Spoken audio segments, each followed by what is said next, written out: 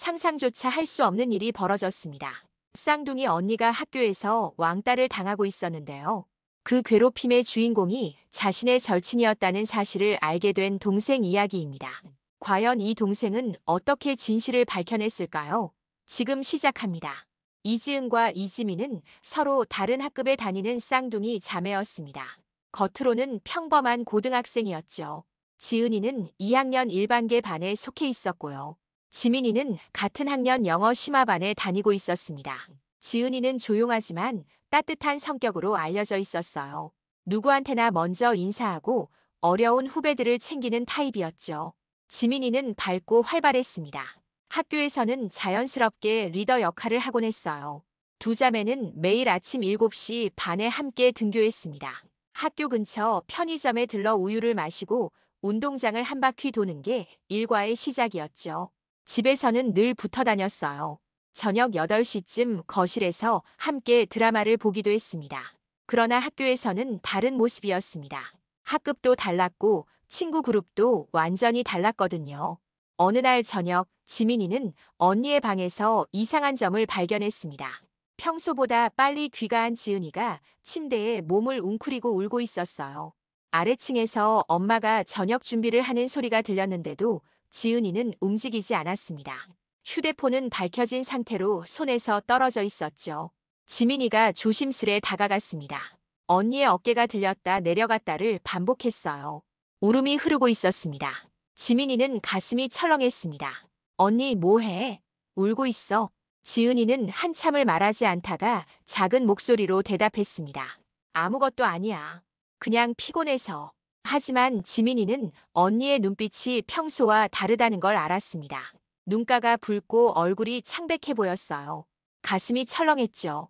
지민이는 조심스레 휴대폰을 들어 올렸습니다. 화면에는 단체 카톡방이 떠 있었습니다. 지민이는 대화 내용을 읽기 시작했어요. 그 순간 지민이는 숨이 멎을 뻔했습니다. 카톡방 이름은 조용한 작전 본부였거든요. 거기엔 10명이 넘는 사람들이 있었습니다. 그들이 나눈 대화는 명확했어요. 언니를 집단으로 따돌리자는 계획이었습니다. 가장 충격적인 건 발신자였습니다. 박민준이라는 학생이었죠. 지은이가 지난 반년 동안 계속 정말 좋은 선배, 앞으로 많이 배워야겠다고 말하던 그 학생이었습니다. 지민이는 한참을 가만히 있었습니다. 손가락이 떨렸어요. 다음 날 아침 지민이는 평소보다 일찍 일어났습니다. 깊은 불안감이 감돌았거든요. 학교 복도에서 친구들을 세심하게 관찰했습니다. 카톡방에 있던 이름들을 찾으려고요. 열댓 명이 넘었습니다. 여학생 5명, 남학생 10명 정도였어요. 상당히 많은 인원이었습니다. 특히 눈에 띄는 건 박민준이라는 남학생이었죠. 학년 전체에서 가장 인기 있는 학생이었습니다. 항상 웃음을 잃지 않고 누구한테나 친절했어요. 심지어 선생님들도 그를 굉장히 좋아했습니다. 학생의 부회장도 맡고 있었죠. 그런데 카톡방 내용은 완전히 달랐습니다. 지민이가 본 카톡 대화는 계획적이었습니다. 박민준이가 지은이를 왕따시키기로 결정했고 다른 학생들을 주동하고 있었어요. 대화 내용은 이렇습니다. 내일 카페에서 지은이 만나서 앞으로 너한테 말 안 걸기로 했다고 말해줄 사람. 완벽한 계획이야. 내일부터 시작하자. 박민준이의 메시지였습니다. 그 아래엔 여러 명의 동의 반응이 달려 있었어요. 지민이의 손이 떨렸습니다. 하교하던 중 지민이는 박민준이를 직접 봤습니다. 복도에서 언니와 마주쳤는데 박민준이는 지은이를 완전히 무시했어요. 지은이가 먼저 인사했습니다. 그러나 박민준이는 고개도 돌리지 않았습니다. 마치 공기를 대하는 것처럼요. 그는 옆 친구에게 뭔가 중얼거렸고 둘 다 웃음이 나왔습니다. 그 모습을 본 지민이의 얼굴이 굳었습니다. 지은이는 박민준이를 따라 고개를 숙였어요. 마치 자신이 뭔가 큰 잘못을 한 것처럼요. 그 슬픈 모습이 지민이의 가슴을 핥히었습니다. 그 순간 지민이는 깨달았습니다. 이건 단순한 오해가 아니었습니다. 이건 계획적인 악행이었거든요. 지민이는 휴대폰으로 그 장면을 촬영했습니다. 그 이후부터 지민이는 본격적으로 움직이기 시작했어요. 그날 밤 지민이는 자신의 컴퓨터를 켰습니다. 카톡방 스크린샷을 모두 저장하기 시작했죠. 일단 증거부터 확보해야 했거든요.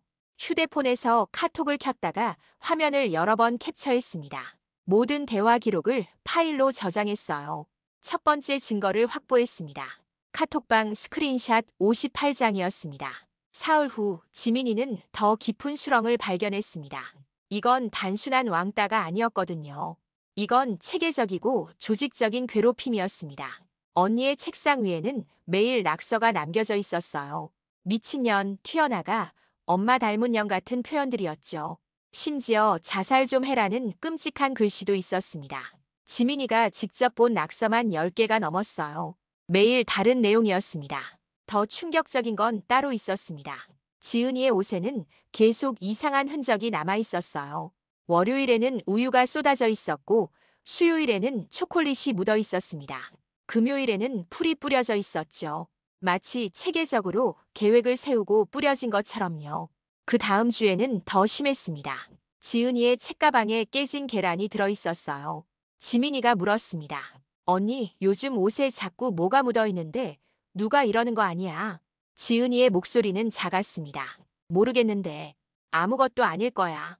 언니는 자신이 괴롭힘을 당하고 있다는 걸 인정하고 싶지 않은 듯 했습니다. 지민이는 학교 보건실에 찾아갔습니다. 선생님과 대화를 나누고 싶었거든요. 표면적으로는 다른 이유를 대고요. 보건실 선생님은 지민이의 질문에 한숨을 쉬었습니다. 있을 것 같은데 정확한 보고를 받지는 못했어. 그 순간 지민이의 휴대폰에 카톡이 울렸습니다. 친구 다혜의 메시지였어요.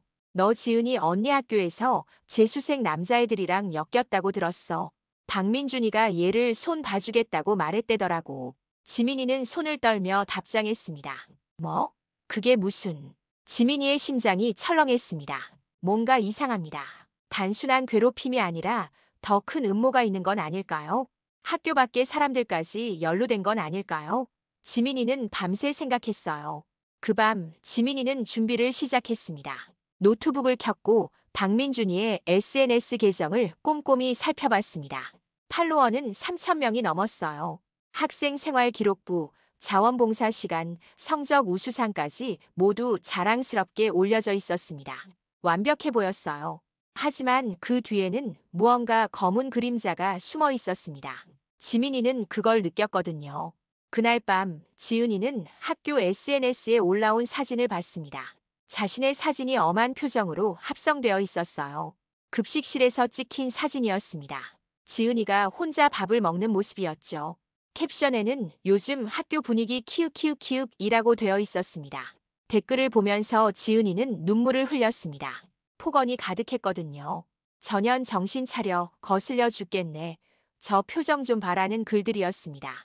일주일 전부터 이런 일이 매일 반복되고 있었죠. 가장 충격적인 건 박민준이의 댓글이었습니다. 그는 자신의 공개 계정으로 글을 달았어요. 직접적이지는 않았지만 매우 교묘했습니다. 이 친구 정말 착한 마음이 많아. 그런데 요즘 다들 피하는 것 같던데 왜 그럴까요? 안타까워요, 유유. 좋아요가 70개나 달려 있었어요. 댓글도 계속 달렸습니다. 박민준이는 공개적으로 지은이를 따돌림의 대상으로 표시하고 있었습니다. 마치 자신은 착한 선배 척하면서요. 이중성 그 자체였거든요. 지은이는 학교에 나가기가 싫어졌습니다. 아침마다 구토감을 느꼈어요. 등교하기 전에 화장실에 오래 앉아 있었습니다. 엄마는 지은이에게 감기약을 권했습니다. 하지만 이건 감기가 아니었어요. 이건 마음의 병이었거든요. 지은이가 엄마에게 말했습니다. 엄마, 나 오늘 학교 안 갈래. 진짜 힘들어. 엄마는 지은이의 이마에 손을 대봤습니다. 열은 없었어요. 하지만 딸의 눈은 죽어 있었습니다. 지민이는 그 모습을 보고만 있을 수 없었습니다. 하지만 언니에게 직접 말할 수는 없었어요. 언니는 이미 상처받아 있었거든요. 만약 자신이 말한다면 언니는 더 깊은 수렁으로 빠질 수도 있었습니다. 오히려 괴롭힘이 더 심해질 수도 있었어요. 그래서 지민이는 결심했습니다. 혼자 행동에 나서기로요. 박민준이를 더 깊게 관찰했습니다. 그의 일정을 추적했어요. 매일 방과 후 학교 근처 카페에 가는 것을 발견했습니다. 항상 같은 사람들이 모였어요. 카톡방 멤버들이었습니다. 지민이는 그 카페 근처 편의점에 가서 몰래 촬영을 시작했습니다. 가는 날마다 박민준이와 그의 일당들이 웃으면서 나오는 모습을 기록했죠. 그들의 표정은 굉장히 밝았어요. 마치 자신들이 뭔가 대단한 일을 해내고 있다는 듯이요. 박민준이는 손가락으로 옆 친구의 등을 치면서 뭔가 말했습니다. 그 영상에는 그의 목소리가 선명하게 기록되어 있었어요. 야, 지은이 이 정도면 완벽하지. 자존감 거의 박살났을 거야. 지민이는 음성 기록도 해두었습니다. 두 번째 증거를 확보했어요. 영상 기록 52분이었습니다. 일주일이 지났을 때 지민이는 가장 충격적인 발견을 하게 됩니다. 박민준이의 폐쇄 계정을 어떻게든 들어갔거든요. 친구 요청을 통해서 말입니다. 지민이는 가짜 계정을 만들어서 박민준이에게 팔로우 요청을 했어요. 계정 소개에는 지은이의 친구라고 썼습니다. 박민준이는 수락했습니다. 당연히요. 자신을 숭배하는 후배라고 생각했으니까요. 그는 의심하지 않았어요. 그 폐쇄 계정에는 정말로 끔찍한 것들이 있었습니다. 학교 CCTV로 촬영된 것처럼 보이는 지은이의 사진들이 수십 장이나 올려져 있었거든요. 화장실에 들어가는 모습, 급식실에서 혼자 앉아 밥을 먹는 모습, 도서관 구석에서 울고 있는 모습, 복도에서 한 남학생이 지나가며 고의로 지은이의 책가방을 떨어뜨리는 모습까지 있었어요. 그 사진들 위에 붙은 댓글들은 더욱 끔찍했습니다. 2년 좀 봐. 혼자 밥 먹네. 눈 물고 있네. 계획이 완벽하게 먹혀가고 있어라는 글들이었습니다. 이건 단순한 왕따가 아니었습니다. 이건 조직적인 범죄였거든요. CCTV 자료를 무단으로 캡처해서 올린 것도 불법이었어요. 가장 충격적인 발견은 따로 있었습니다. 그 계정에는 작전 일지라는 폴더가 있었어요. 거기에는 날짜별로 기록이 남겨져 있었습니다. 2월 9일 첫 번째 무시 성공. 얘 얼굴이 얼마나 창백했는지 봤어. 2월 16일 SNS 댓글 시작. 일주일간 매일 5개씩. 3월 2일 옷에 우유 뿌리기 시작. 자존감 거의 파괴됐다. 3월 5일 CCTV 자료 활용. 폐쇄 계정에 올리기. 3월 17일 급식실에서 의도적으로 지나가며 말하기. 효과 만점. 3월 20일 계란 계획 실행. 책가방에 계란 넣기. 이것은 범죄 계획표였어요. 상세한 일정과 함께 쓰여 있었습니다. 마치 전쟁을 계획하듯이요. 지민이는 이 모든 걸 스크린샷했습니다. 50장이 넘게요. 세 번째 증거를 확보했습니다. 폐쇄 계정 스크린샷 57장이었습니다. 그런데 그는 몰랐습니다. 모든 것이 기록되고 있었다는 사실을요. 지민이는 결심을 했습니다. 이제 더 이상 혼자만의 조사로는 안 된다고 말입니다. 이건 더 이상 집에서 해결할 수 있는 일이 아니었거든요. 지민이는 학교에 가서 김민경 상담 선생님을 찾아갔습니다. 방과 후였어요. 상담실 문을 두드렸을 때 선생님은 이미 뭔가 알고 있는 듯 했습니다. 지민이가 들어서자 선생님은 먼저 물었어요. 혹시 지은이 일로 온 거니? 지민이가 놀라며 대답했습니다. 네. 근데 어떻게 아세요? 선생님은 한숨을 쉬었습니다. 요즘 지은이가 상담실 올 때마다 심리 상태가 좋지 않더라고. 그래서 조금 살펴봤어.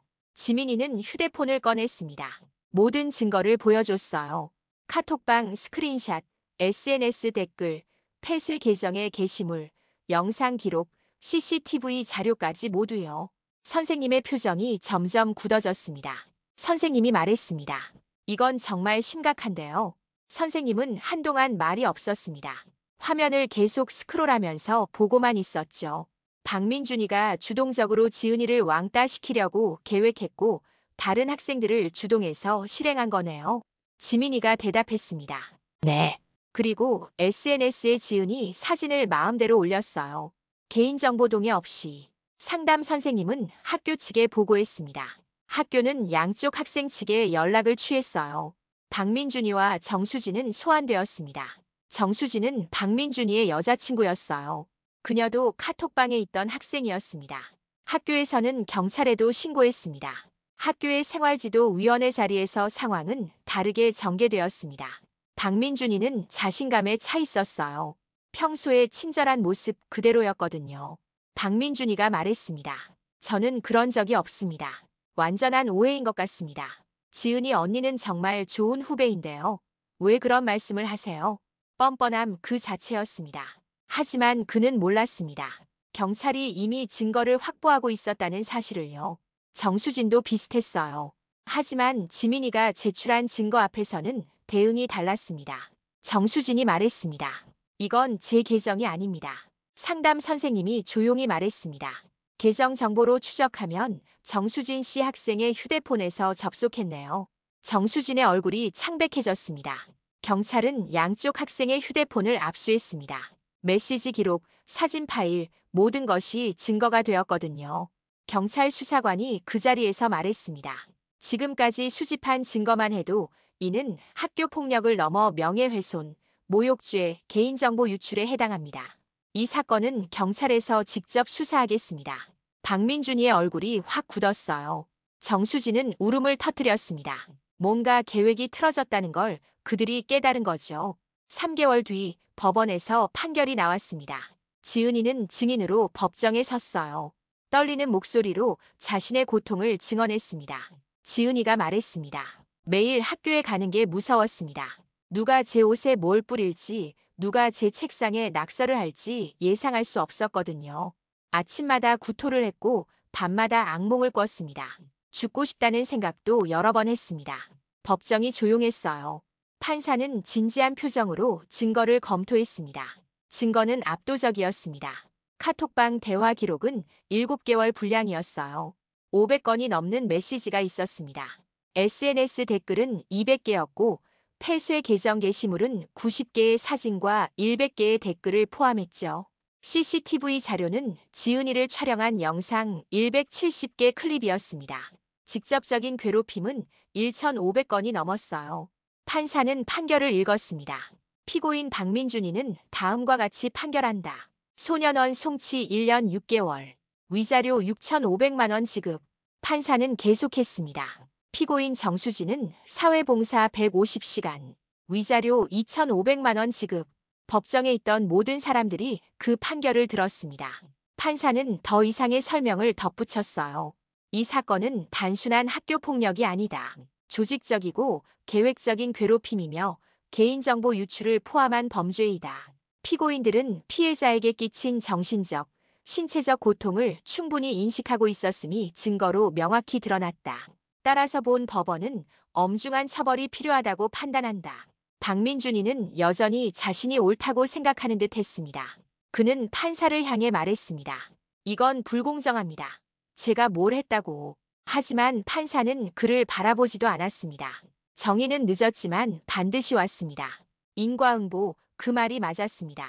현재 지은이는 다시 웃을 수 있게 되었습니다. 비록 심리 치료를 받기는 했지만 그녀는 천천히 회복되고 있었거든요. 학교도 다시 다니고 있었어요. 그 학교 말입니다. 왜냐하면 그 학교는 이제 다른 곳이 되었기 때문입니다. 학교는 전 학생 대상으로 학교폭력 예방 교육을 강화했습니다.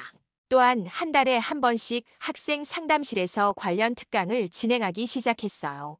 박민준이가 다니던 학급에서는 지은이를 향한 집단 사과가 있었습니다. 선생님의 지도 아래요. 한 학생이 말했습니다. 우리가 잘못했습니다. 우리도 조용히 뒤에 있으면서 이 일을 방관했습니다. 정말로 미안합니다. 김민경 상담 선생님은 지은이와 매주 상담을 시작했습니다. 지은이는 천천히 자신감을 되찾았죠. 지은이가 말했습니다. 이제는 학교에 가는 게 두렵지 않아요. 오히려 학교에서 친구들이 저를 괜찮아하는 것 같아요. 지민이도 많이 변했습니다. 그녀는 학생 인권 동아리에 들어갔어요. 학교 폭력 피해자들을 돕는 활동을 시작했거든요. 지민이는 자신의 경험을 바탕으로 후배들에게 이야기했습니다. 그 말은 비록 짧았지만 강력했어요. 여러분이 어떤 부당함을 당하고 있다면 꼭 누군가에게 이야기해 주세요. 혼자가 아니니까요. 그리고 혹시 여러분이 누군가를 괴롭히고 있다면 지금이라도 멈춰야 합니다. 증거는 어디에나 남아있으니까요. 지은이의 부모는 지민이에게 감사를 표했습니다. 그들은 딸을 자랑스럽게 생각했어요. 언니를 지켜낸 용감한 동생이라고요. 엄마가 말했습니다. 혼자였으면 우리 지은이 정말 큰일 났을 뻔했어요. 지민아, 정말 고마워. 지민이는 엄마에게 안겼습니다. 그 순간만큼은 누군가를 도울 수 있다는 게 얼마나 소중한지를 깨달았어요. 박민준이와 정수진은 소년원과 사회봉사를 다녀왔습니다. 그들이 진심으로 반성했는지는 알 수 없습니다. 하지만 분명한 건 그들이 벌을 받았다는 거죠. 진실은 결국 빛을 보았습니다. 거짓은 언젠가 드러나기 마련입니다. 지은이와 지민이는 이제 더욱 가까워졌어요. 아침에 학교 가면서도 수다를 떨었고 저녁에 집에 와서도 하루를 나누었습니다. 지민이는 지은이에게 물었습니다. 언니, 이제는 괜찮아? 정말로? 지은이는 진심 어린 미소로 대답했습니다. 응, 이제는 정말 괜찮아. 그리고 고마워. 나를 지켜줘서. 용기가 기적을 만들었습니다. 지민이의 용기와 행동이 언니를 구했으니까요. 또한 그것은 다른 피해자들에게도 희망을 주었습니다. 이 학교의 다른 왕따 피해자들도 이제 자신들을 도와줄 사람들이 있다는 걸 알게 되었거든요. 여러분이라면 이 상황에서 어떻게 하셨을까요? 혼자라고 생각했을 때 누군가에게 먼저 손을 내밀 수 있을까요? 그리고 만약 당신이 누군가의 괴롭힘을 목격했다면 그것을 멀리하지 말고 지민이처럼 용감하게 대처할 수 있을까요? 이 이야기는 왕따 피해자 지은이와 그를 지킨 동생 지민이의 실화를 바탕으로 합니다. 물론 이름은 바뀌었지만 학교 폭력은 현재 우리 사회에서 가장 심각한 문제 중 하나입니다. 법은 결코 악을 용서하지 않습니다. 정의는 반드시 옵니다. 이야기가 궁금하시다면 구독과 좋아요 부탁드립니다. 여러분의 따뜻한 좋아요와 구독 한 번이 이 채널을 지켜줍니다. 지금 이 영상을 보고 계신 지역도 댓글로 소통해주세요.